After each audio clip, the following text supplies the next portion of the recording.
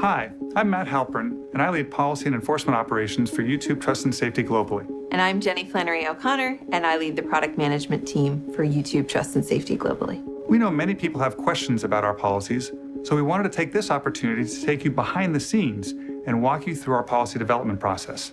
In a nutshell, our policies are rules that explain what you can and can't do on YouTube. We want YouTube to be a place where a wide variety of voices and perspectives can be heard, but at the same time, we want to protect our community from harmful content.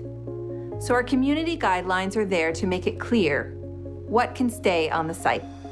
Developing a policy is a much more complicated process than it seems at first glance. Take challenge videos, for example. So you've got a video with a challenge to walk around and complete a task with a blindfold on, which seems relatively safe and we should allow for that. But what if the person is in traffic? What if they're a child? Should that be allowed? Or consider the use of offensive language against a particular group.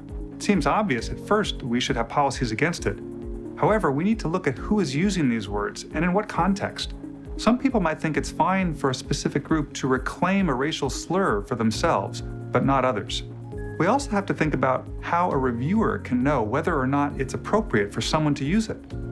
A lot of comedians use reclaimed language, but how can the reviewer know the comedian's religious beliefs or sexual orientation to decide whether that use is acceptable?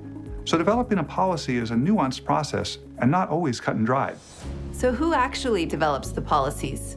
Well, that's our policy team, and they consult extensively with outside experts as well as creators themselves. We have over 100 people working on policy development, deployment, and enforcement consistency, made up of policy and enforcement specialists all over the world.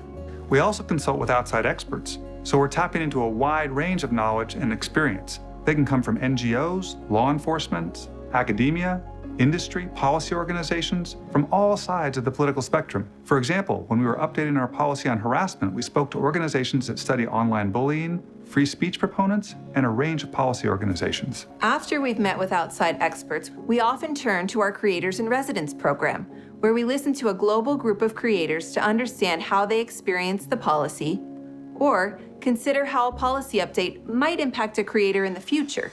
Once we have a new policy proposal, we start a 4-stage approval process where cross-functional senior executives inside YouTube each give different perspectives from different viewpoints. At any point in the process, if they feel a policy doesn't result in the best outcome for our users, it goes back to the drawing board. The next step is making sure the policy can be consistently enforced by our thousands of different policy reviewers across the world. To make sure the new policy is clear, we test our reviewers to make sure they're enforcing it consistently. If that doesn't happen, we revise the training and internal guidelines to make them more clear, and then we repeat the process until we get it right.